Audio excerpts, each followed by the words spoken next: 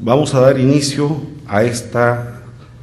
nueva sesión de la Cátedra Perú para presentar la obra póstuma de Álvaro Rojas Amanés, titulada Rumbo al 2011, las dos caras del gran elector. A diferencia de otras oportunidades en las cuales nuestro rol es simplemente de introducir la materia a ser debatida, les ruego que me den la licencia de expresar algunas breves palabras personales en memoria del amigo que hoy seguramente está presente en espíritu. Tuve el honor de conocer a Álvaro a fines de la década del 70, a inicios de los turbulentos años 80, en días previos a la devolución de los periódicos incautados por la dictadura militar a sus legítimos propietarios. Era un proceso entonces bastante complejo, pero que alcanzó una solución tan justa como que esta noche nos acompañan dos de los principales artífices de esa devolución, y son además quienes nos acompañarán también en el comentario de la obra de Álvaro, los doctores Felipe Osterlin Parodi y Javier Álvaro Randini. Por aquella época, Álvaro Rojas era ya un periodista consagrado y estaba curtido en las trincheras informativas de diversos medios y en particular de la revista Caretas. A nosotros apenas nos correspondía hacer recién los primeros pinitos profesionales en el Diario del Comercio. Como es comprensible, lo primero que nos unió amicalmente fue la preocupación por el destino de los medios, por el destino de los periodistas y por el mutuo interés, no solo porque la prensa fuera restituida a sus legítimos dueños, sino también porque se mantuvieran siempre las libertades de prensa, de expresión y de empresa periodística. Desde sus columnas analíticas, pero escritas con una prosa magistral por su sencillez y al mismo tiempo su profundidad, Álvaro defendió entonces a capa y espada el principio libertario y le tocó criticar con dureza a la dictadura, pero al mismo tiempo tuvo el coraje de reconocer los aciertos y supo elogiar el mayor de todos los aciertos precisamente del entonces asumiente mandatario en su segundo periodo, don Fernando Belaúnde Terry. Precisamente el arquitecto fue quien tuvo la generosidad de convocarnos tanto a Álvaro como a otros periodistas para el debate desinteresado durante su mandato. En esas tertulias, así como en muchísimas otras reuniones que tuvo con prácticamente todos los políticos de las últimas 4 décadas, progresivamente Álvaro Rojas Amanés fue interesándose ya no solo en el reporte o el reportaje de la noticia circunstancial, sino que fue tomándole el gusto y el conocimiento al análisis profundo de los partidos. Para entender a los partidos, como solía decir en nuestros consabidos cafés, en restaurantes como el antiguo Cordano, el ya desaparecido City y el aún más añejo Raimondi en el centro de Lima, él decía que había que estudiar primero la historia institucional, luego la ideología, después la organización. Pero no dejaba de lado lo central desde el punto de vista humano, la psicología y la trayectoria de los líderes, así como la viabilidad de sus propuestas. Esto, por lo pronto, lo refleja en sus últimas publicaciones periodísticas, una en la entrevista que se publica en Caretas con el doctor Luis Bedoya Reyes, la otra reciente, donde habla sobre el perfil del gobernante presente, elogiándolo al doctor Alan García Pérez. Con su tono pausado, un irredento estilo arequipeño que lo marcaba bastante, un finísimo sentido de humor y especialmente una versación casi enciclopédica, Álvaro poco a poco fue constituyéndose en maestro y en socorrido guía para entender la política peruana. Su aproximación al tema no fue, sin embargo, solo de tipo académico. Álvaro tenía la profunda preocupación por un proceso que le parecía demasiado lento, complicado y casi sin fin. Solía hablar de la historia sin fin para llegar a la consolidación democrática. Por eso no quiso limitarse a la descripción profunda e ilustrada de los partidos, obra central que nos ofreció a lo largo de nada menos que 8 diferentes ediciones en 2 décadas iniciadas el año de 1982. También hizo exhortaciones múltiples para que los líderes políticos depusieran sus intereses personales y partidarios a fin de construir alianzas, tejer acuerdos y desdramatizar el quehacer político que hoy lamentablemente está tan orientado al escándalo y a la confrontación por motivos subalternos. Producto de este afán concertador, son innumerables los artículos de opinión que durante años publicó Álvaro en las páginas editoriales del Comercio. El año 2006 nos buscó a fin de que el Fondo Editorial de la Cátedra Perú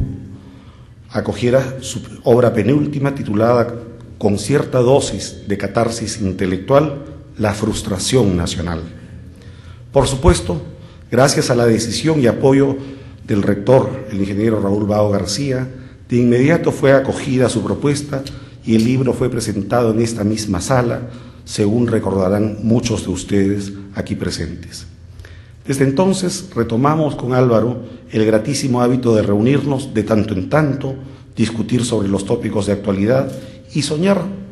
despiertos con un futuro mejor para nuestros hijos. Hacia mediados de abril último, tal como se señala en la palabra liminar de la obra que hoy se presenta, Álvaro primero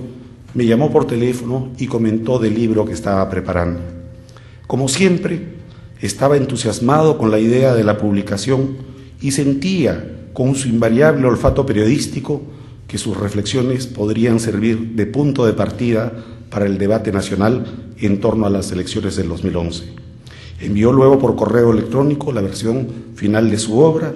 y después de algunos días puso un último correo preguntándome si había leído el texto y si había alguna posibilidad de que la Cátedra Perú nuevamente lo editara. Fue ese correo, que llegó un día antes de que la vida eterna se lo llevara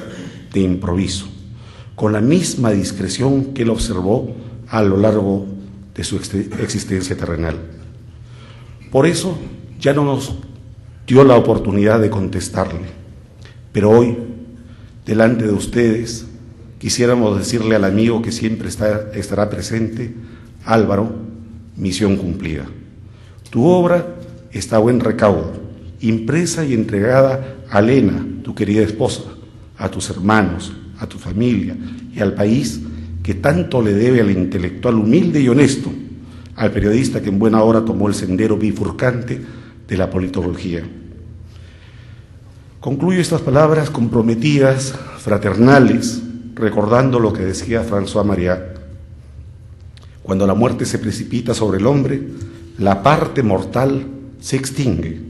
pero el principio inmortal se retira y se aleja sano y salvo. Por eso, tú, Álvaro,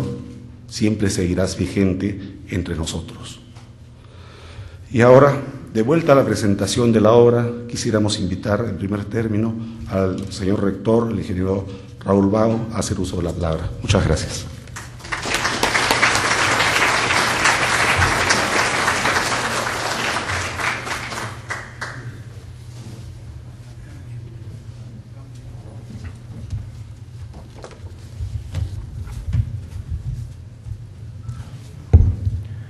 Muy buenas noches, señor doctor Javier Álvaro Landini,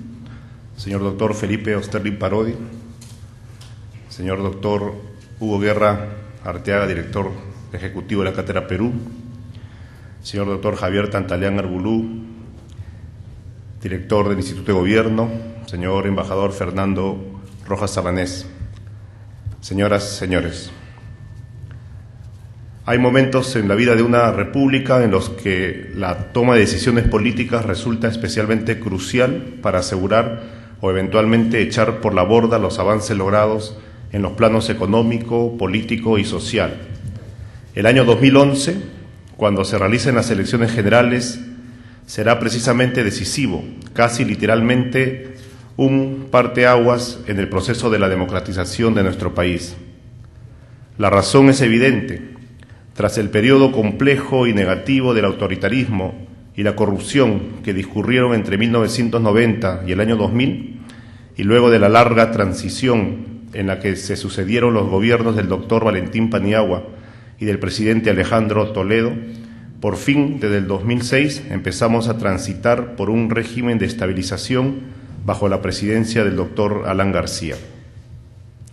Esta etapa está asignada, de un lado, por la consolidación del sistema democrático, en lo que corresponde no solamente al origen electoral de las autoridades, sino también a la independencia de los poderes del Estado, pese a todas las dificultades que todavía hoy se afrontan en cuanto a la plena restauración de las instituciones sociales. De otro lado, es evidente que el modelo económico, basado en la economía social de mercado, también se ha ido asentando progresivamente, al punto que hoy el Perú puede no solo exhibir una impresionante cuenta en azul de sus principales indicadores macroeconómicos, sino que inclusive se está convirtiendo en el paradigma del desarrollo regional. Efectivamente, mostrar resultados impresionantes como el crecimiento anual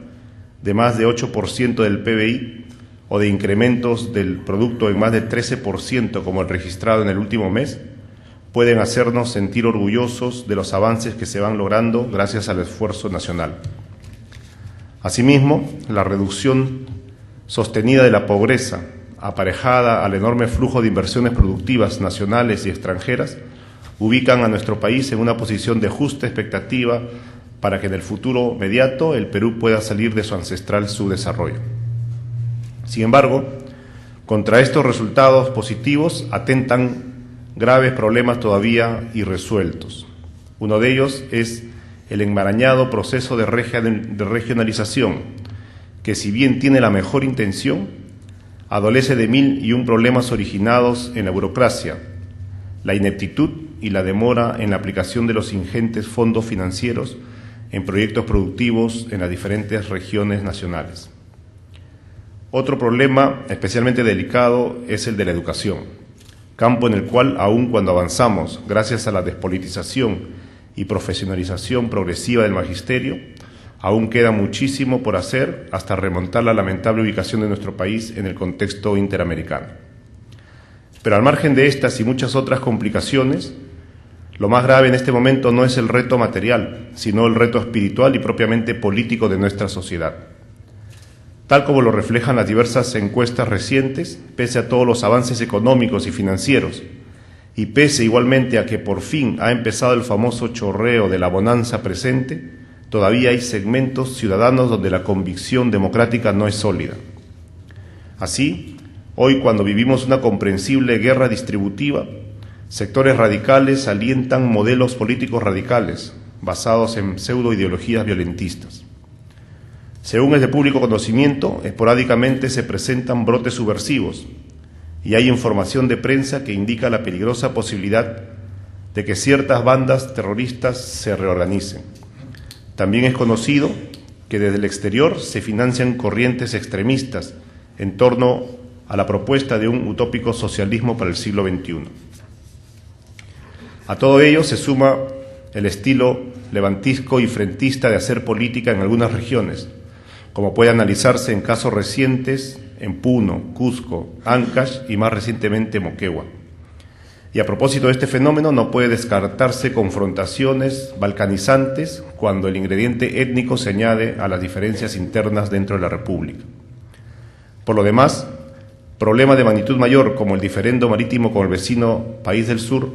el impacto creciente del narcotráfico y la recomposición de la estrategia político-militar de América en el contexto global son cuestiones que tendrán influencia sobre las decisiones políticas del electorado peruano. De modo, pues, que el 2011 los ciudadanos que concurran a las ánforas cargarán sobre su decisión personal el peso de un entorno complicado y singular. Y quizá, en un apretadísimo resumen, tendrán que elegir entre la apuesta por proseguir con el sistema democrático de evolución y desarrollo progresivo o el antisistema que puede llevar al Perú a aventuras gubernamentales muy graves. Todo este comentario viene a cuenta esta noche porque es imposible ignorar el contexto político nacional al momento de presentar la obra póstuma de Álvaro Rojas Amanés, el ilustre periodista